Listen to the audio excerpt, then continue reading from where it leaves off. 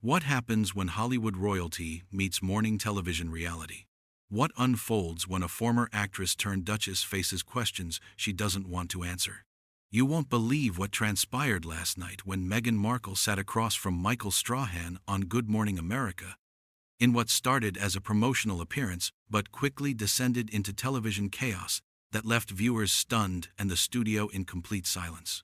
Before we get into this incredible story, make sure you hit that subscribe button and drop a comment below because you're not going to believe what unfolds. The tension was palpable from the moment Meghan walked onto the set, dressed in an immaculate cream blazer with her signature polished smile. She settled into the guest chair with the confidence of someone accustomed to controlling the narrative. Michael Strahan, seasoned by years of handling difficult interviews, greeted her warmly. But those familiar with his style knew that beneath that charming exterior lay a journalist ready to ask the hard questions. "Meghan, thank you for joining us this morning," Strahan began, his tone professional yet measured. "You're here to talk about your latest philanthropic ventures, but I think our viewers are curious about something else entirely.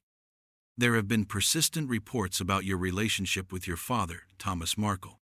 He's made some pretty serious allegations about being cut off from your life completely. Can you address this directly?" The question hung in the air like a loaded weapon. Meghan's smile flickered for just a moment before she regained her composure, but the shift was noticeable to anyone watching closely.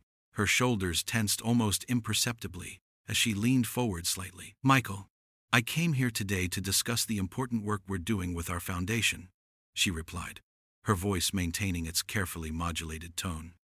"I think it's more valuable to focus on the positive impact we're making rather than rehashing family dynamics that the media seems obsessed with sensationalizing." But Strahan wasn't backing down. Years of experience had taught him when someone was deflecting, and he pressed forward with the persistence that made him one of morning television's most respected hosts. "I understand that, but your father has given multiple interviews where he's expressed genuine hurt about being excluded from major moments in your life. He wasn't at your wedding. He hasn't met his grandchildren. These aren't media fabrications, these are his own words. Don't you think your viewers deserve some explanation about why a daughter would completely cut ties with her father?" The temperature in the studio seemed to drop several degrees. Meghan's carefully constructed facade began to crack as her jaw tightened visibly.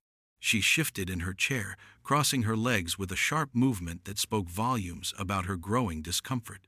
"That's an incredibly reductive way to frame a complex family situation," she shot back, her voice carrying an edge that hadn't been there moments before. "You're presenting a narrative that's been twisted by people with their own agendas. My father made choices that had consequences, and I'm not going to sit here and be lectured about family loyalty by someone who doesn't know the full story." The studio audience, which had been quietly attentive, seemed to sense the shift in energy. Strahan, far from being intimidated, leaned back slightly with the confidence of someone who knew he'd struck a nerve. "But here's what I'm struggling with, Meghan," he continued, his voice remaining steady despite the growing tension. "You've built your brand around compassion, around lifting people up, around being a voice for the voiceless. Yet your own father, a man who raised you, who worked in television to support your dreams, claims he's been completely shut out of your life without explanation. How do we reconcile that contradiction?" That's when the mask truly began to slip. Meghan's eyes flashed with unmistakable anger, and when she spoke again, the carefully practiced media training was nowhere to be found. "You have some nerve," she said, her voice rising slightly. "Sitting there and questioning my character, based on tabloid narratives, and the bitter ramblings of someone who has repeatedly betrayed my trust. You want to talk about family loyalty? How about a father who sells stories to the press? How about someone who stages paparazzi photos for money while his daughter is trying to start a new life?" The studio had fallen completely silent. Even the camera operators seemed frozen as they watched this unexpected confrontation unfold. Strahan, however, remained composed, which only seemed to fuel Meghan's frustration further. "Those are serious allegations," Strahan replied calmly. "But even if that's true, we're talking about your father. Families work through problems, they don't just cut people off entirely. And what about your half-sister Samantha? She's made similar claims about being excluded.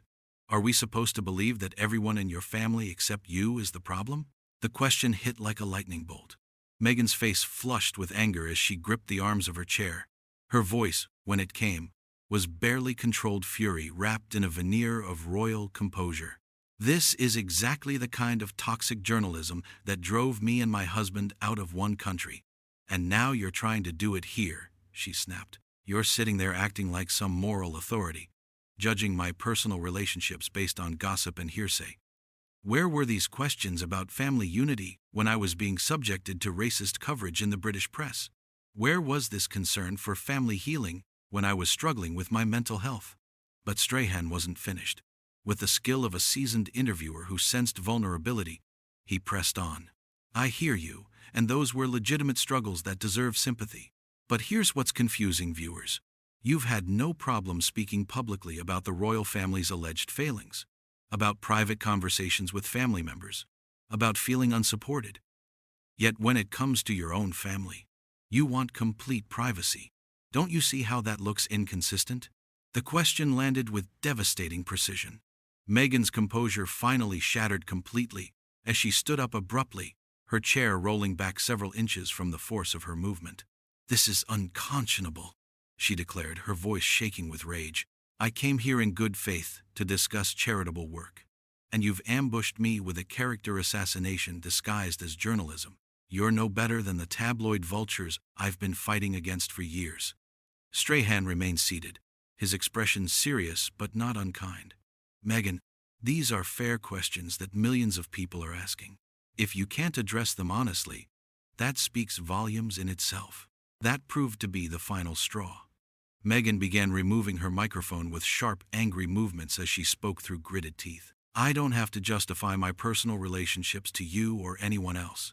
The fact that you think you're entitled to dissect my family dynamics on national television shows exactly what's wrong with media culture today. You want sensationalism over substance, drama over truth.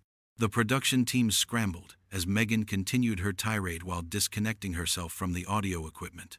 Her voice carried clearly across the stunned studio. This interview is over. I won't be part of your ratings grab at the expense of my dignity.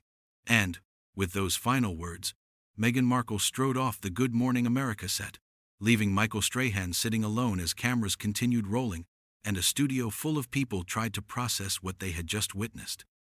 The interview that was supposed to showcase her philanthropic work had instead become an explosive confrontation that revealed the thin line between public persona and private fury, ending with one of the most dramatic walk-offs in morning television history.